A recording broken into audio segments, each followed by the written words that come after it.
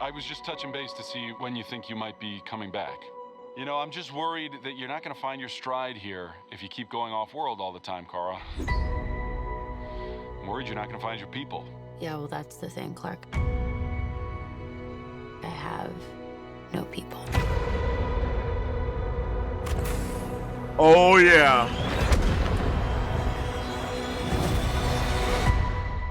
Home is wherever you are, buddy. Oh, my goodness.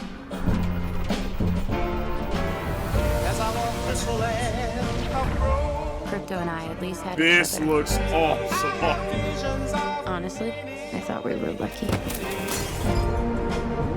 But luck, almost by definition, runs out.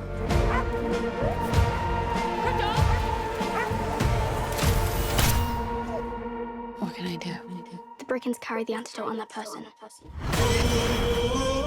He has 3 days. Oh, my goodness.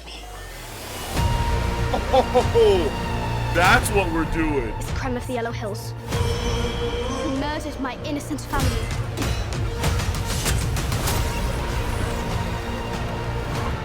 Just do what I say.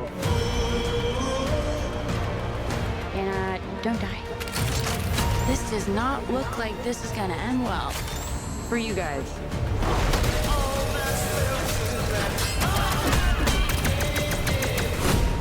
Stop. You're hurting my head. Okay. This movie is about to be crazy.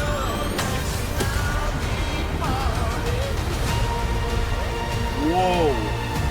Revenge. It won't take your pain away.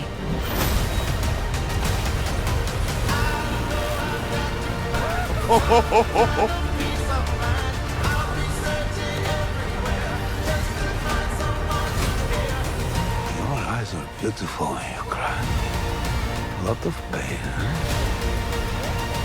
a lot of suffering. There is no home without you, buddy.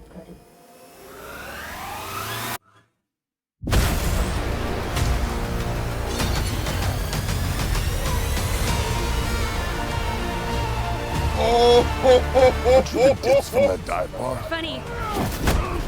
That's what I've been calling you. Touche. Oh my goodness!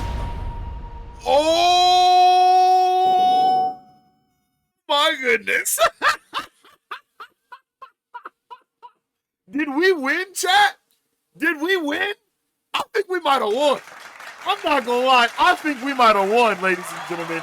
That was a fantastic Supergirl trailer. I really enjoyed that. Like, this is what we needed. I believe that this is what we needed across the board to let everyone know what this movie is really going to be about. The stakes are high. Like, everything about this movie lets you know that the emotion is going to be high, the stakes are going to be high, and we are just not going to actually be prepared for what's going on. It is almost like the exact opposite of what Superman was, where Superman was like all about like hope.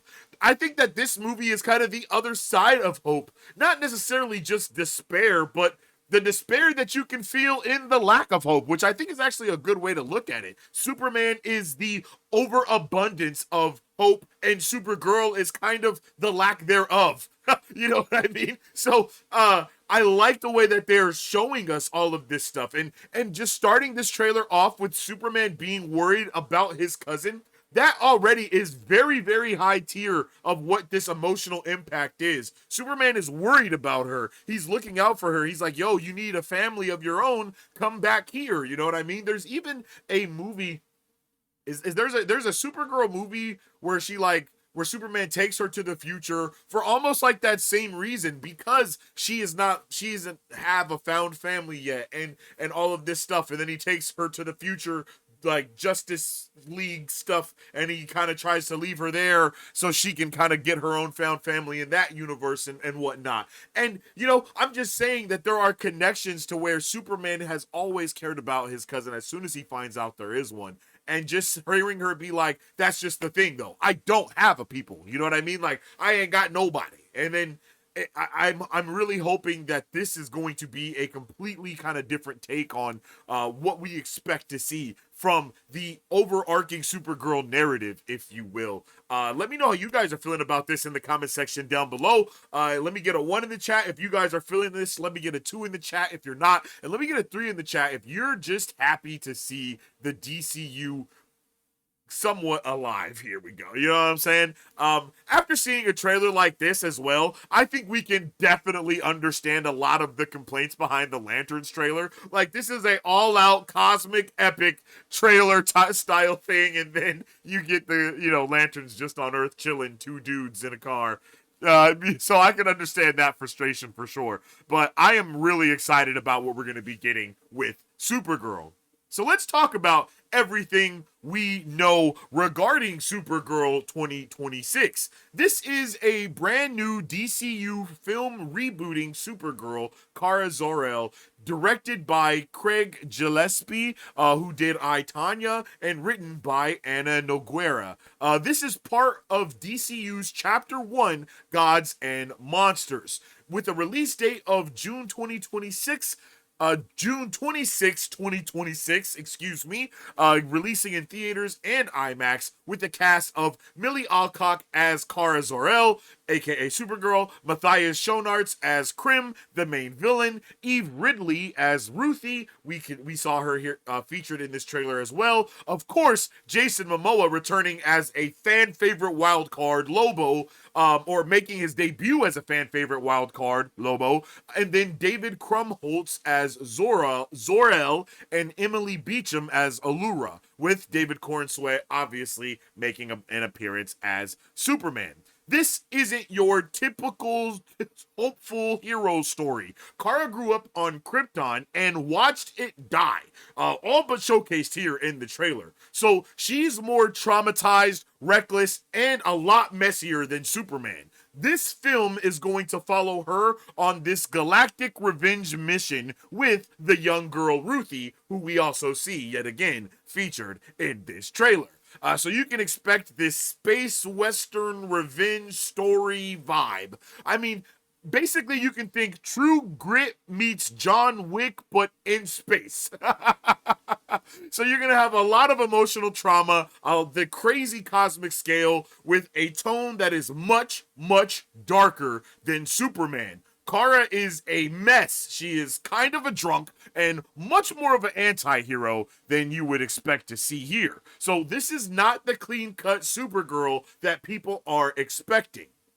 This matters because it's the second major film in this new DC Universe reboot, and it expands the cosmic side of the DC Universe with aliens, multiple planets. Obviously, Lobo is going to give us a lot of context to what's going on, and it's going to be showing us that DC is going in this full character-driven, flawed heroes aspect of things when it comes to not just Supergirl, but probably the other characters that we will meet. Much like how in Lantern's trailer, we can clearly see that Hal Jordan is not perfect. And that is the main thing that I think James Gunn has been able to do with his universe, is keep things lighthearted, quote unquote, keep things whimsical, keep things comic booky, while also being able to show what emotional impact would really be taken on these heroes at this level when they are performing at such a high level, right?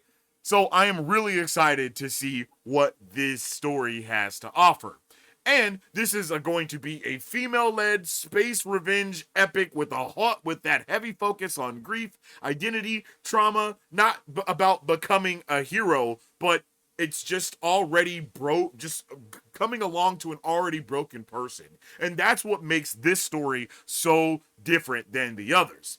And then having that focal point on our boy Crypto, the super dog, and him being like the central to the emotional stakes that are happening as well, while we're going to also be exploring Ruthie's family's demise and all of that. Like, this movie is really setting up to be insane. This might be one of the most important DC movies moving forward, and DC has basically just turned into a spacefaring anti-hero Supergirl movie. And honestly, it might be one of the boldest moves that they could make for this franchise, and I can't wait to see how it happens for the rest of the duration of this franchise. I really can't wait to see how this turns out. Let me know all your guys' thoughts, theories, and opinions in the comment section down below.